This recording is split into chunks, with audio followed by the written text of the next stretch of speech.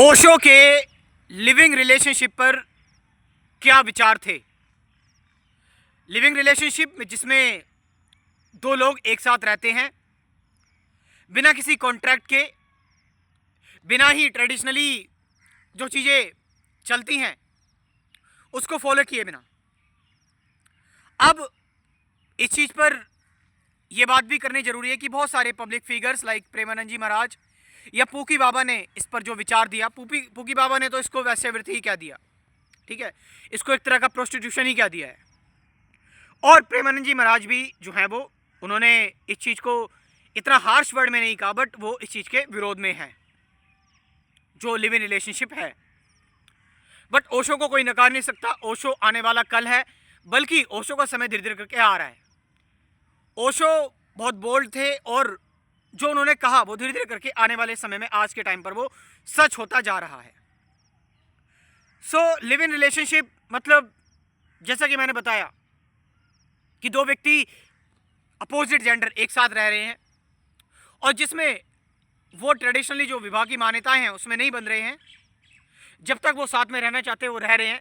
जब उनमें विचारों में मतभेद हुए तो वो एक दूसरे से अलग हो गए एंड देन वो फिर किसी और पार्टनर को सर्च करते हैं। अब कई सारे लोग इसको ऐसा भी कह सकते हैं कि फिर जानवरों और इंसानों में फ़र्क ही क्या, वो कुत्ते बिल्लियों की तरह ये चीज़ हो गई। तो कई लोग ये भी कह सकते हैं। मगर क्या हम जानवर हैं? क्या ह्यूमन एक जानवर है?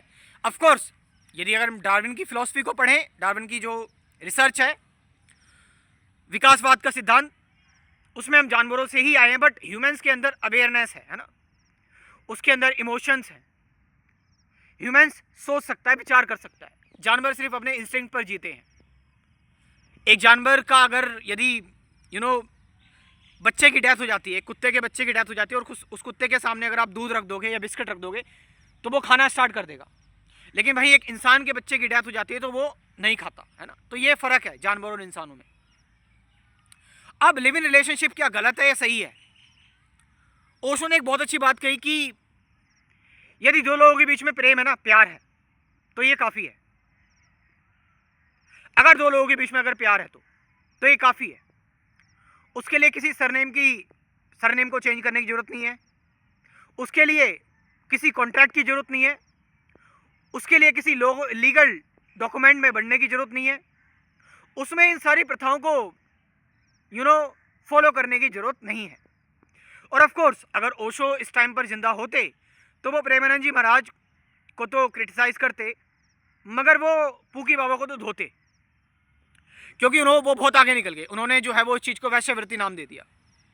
मगर मुझे ये चीज़ भी अभी समझ में नहीं आती कि क्यों लोग अभी भी पूकी बाबा तो बहुत ज़्यादा एक्सट्रीम हो गए। अगर हम प्रेमानंद जी महाराज की भी बात करें तो लोग प्रेमानंद जी महाराज भी जो आज के समय पर जिसको तुम ये बोल रहे हो कि युवाओं को एक अच्छी रोशनी दिखा रहे हैं, बट वो लोगों को ओल्ड पैटर्न में ही बांध रहे हैं।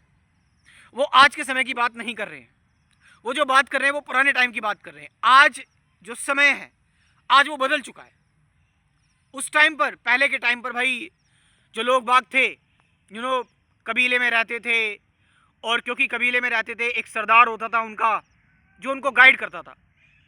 और उस टाइम पर जो पावरफुल होता था, वो पावरफुल जो व्यक्ति होता था वो महिलाओं से संबंध बनाता था और उनके जो है वो अपने बच्चे पैदा करता था और एक मैरिज का इसको नाम दे दिया गया।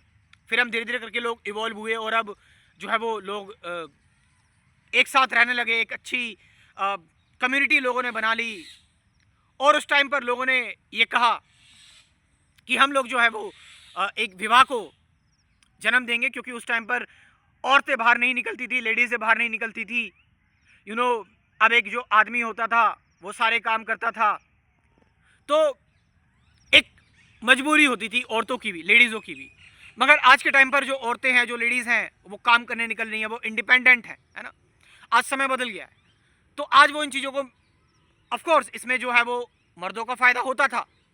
जो अरेंज मैरिज जो आज के टाइम पर हो रही है, इसमें आदमियों का फ़ायदा होता है, लड़कों का फ़ायदा होता है। कि मैं सक्सेसफुल हूँ, 30-32 साल का हूँ, तो मेरे घर वालों ने कोई 20-21 साल की लड़की ढूंढ दी, है ना। और ठीक है, अब उस लड़की को मेरी बात माननी पड़ेगी क्योंकि मैं सक्सेसफुल हूँ, और जो है वो लड़की कुछ ट्रेडिशनली जो सिस्टम आ रहा है उसको चलाते हुए कि इसके ये हमारे परिवार का ख्याल रखेगी। लेकिन क्या अगर मतभेद हुए, अगर जो है वो, क्योंकि हर कोई एक व्यक्ति, पेरेंट्स ने किसी के लिए लड़का देखा है, लड़की देखी, बट जो साथ में रहेगा उसको उसके कैरेक्टर ज़्यादा पता होंगे, और बाद में जो है वो कॉन्फ्लिक्ट्स हुए, विचार नहीं मिले, बट अब एक लीगल डॉक्यूमेंट तैयार हो चुका है, और अब आपने इतने सारे लोगों के सामने, हजारों लोगों के सामने आपने घोषणा कर दी है, ये आपने अनाउंसमेंट कर दी है कि दिस इज़ माई हस्बैंड और ये मेरी वाइफ है।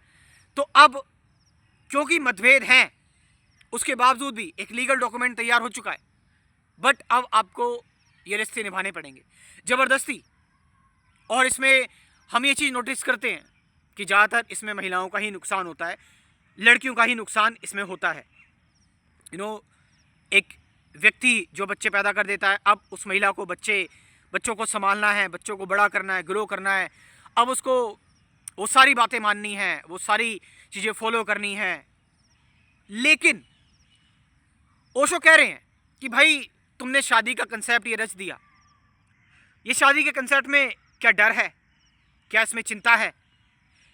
अगर इसमें फ्रीडम है, अगर इसमें प्रेम है, दो लोग साथ में रह रहे हैं, अगर उनको लग रहा है कि उनके बीच में प्रेम पनप रहा है, उनके मतभेद नहीं हो रहे, वो प्रेम से एक साथ हैं, और यदि एक दूसरे पार्टनर में अगर कुछ कमियां भी हैं वो तो समय के साथ वो पूरी हो सकती हैं, ठीक हो सकती हैं, तो लिव इन रिलेशनशिप में कोई परेशानी नहीं है, कोई प्रॉब्लम नहीं है, कि अगर भाई सिंपल सी बात है यार कि भाई कोई एक व्यक्ति है या कोई लड़की है, आपके पेरेंट्स ने उसको देखा, बट वो लड़की किसी और से प्यार करती है, जो कि हम देख रहे हैं आज के टाइम पर कि वो लड़की किसी और से प्रेम करती है, और उसने अपने घर वालों को ही बताया कि मैं भाई किसी और से प्रेम करती हूँ, लेकिन बावजूद घर वालों ने ज़बरदस्ती शादी करवा दी, और उसका असर क्या हुआ, एक पूरी फैमिली बर्बाद हो गई, और वो भी बर्बाद हो गया जिससे वो प्रेम करती थी।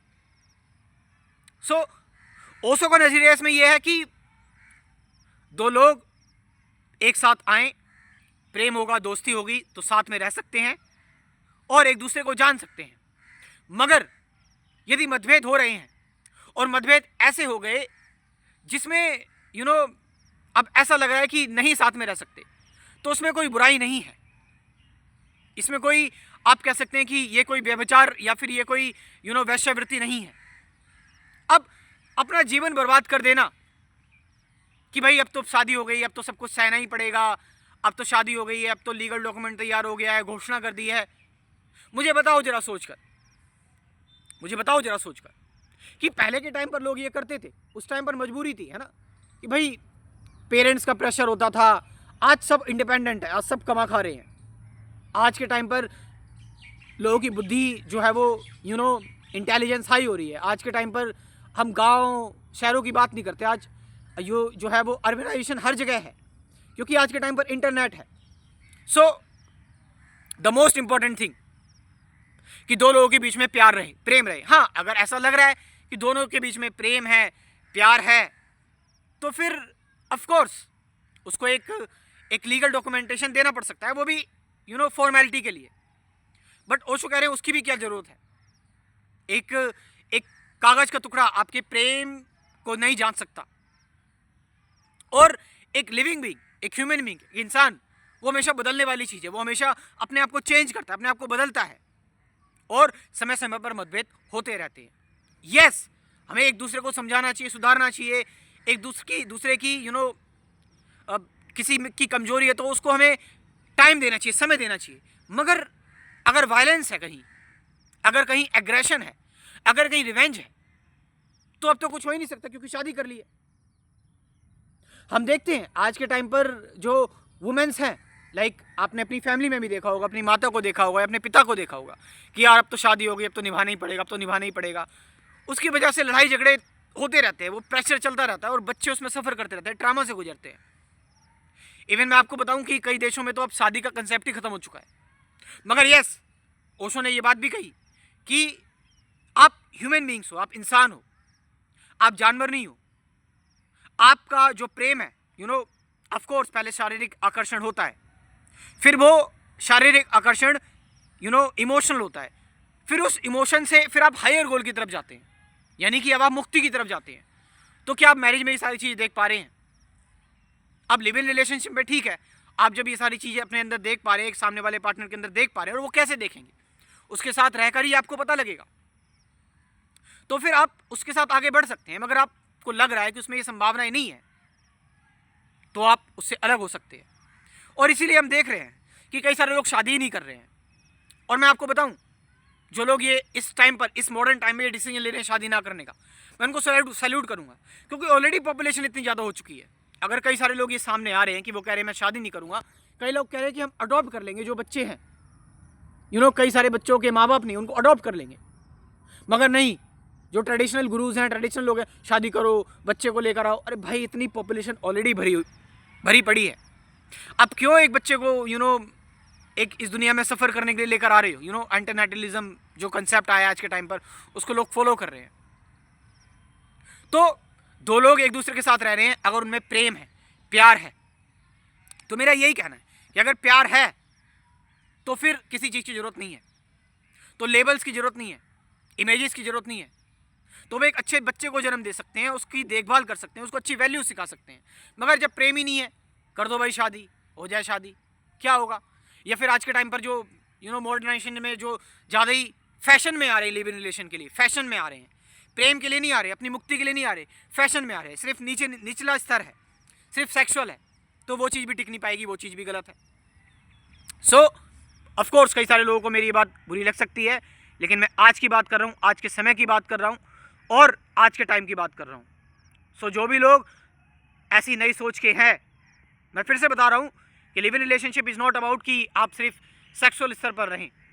आप एक दूसरे को जानें, एक दूसरे को मुक्त करें, आप उसको इमोशनल करें, उसको आगे बढ़ाएं, ठीक है। लेकिन ऑफ कोर्स अगर कुछ गलत हो रहा है, अगर पार्टनर चीट कर रहा है, तो वो भी गलत है, वो भी ठीक नहीं है। तो ये कंसेप्ट एक सीरियस लोगों के लिए है। So this is all about. हम आज के टाइम पर देख रहे हैं लव मैरिज भी फेल हो रही है, अरेंज मैरिज भी फेल हो रही है, और लिव इन रिलेशन भी फेल हो रहे हैं। तो यहाँ पर जो कमी है वो प्रेम की है, वो प्यार की ही है, और कुछ नहीं। सो आपका इसके बारे में क्या कहना है, कमेंट में बता सकते हैं। जो नए लोग हैं, जो नई सोच के हैं, और जो नए इस चैनल से जुड़े हैं, मेरे साथ जुड़ सकते हैं मेरे स्पिरिचुअलिटी के कोर्स में। कुल 24 वीडियोज़ का ही कोर्स है। Meditation, awareness, present moment, relationship, fear, suffering, ठीक है, थॉट, बियॉन्ड थॉट, 750 से ज़्यादा गाइडेड मेडिटेशन की वीडियोज़ हैं। मेरा व्हाट्सअप नंबर लिख लो, 9773529489। ये नंबर मैं डिस्क्रिप्शन में ड्रॉप कर रहा हूँ, वहाँ से जाकर आप इस कोर्स को ज्वाइन कर सकते हो। Thank you very much.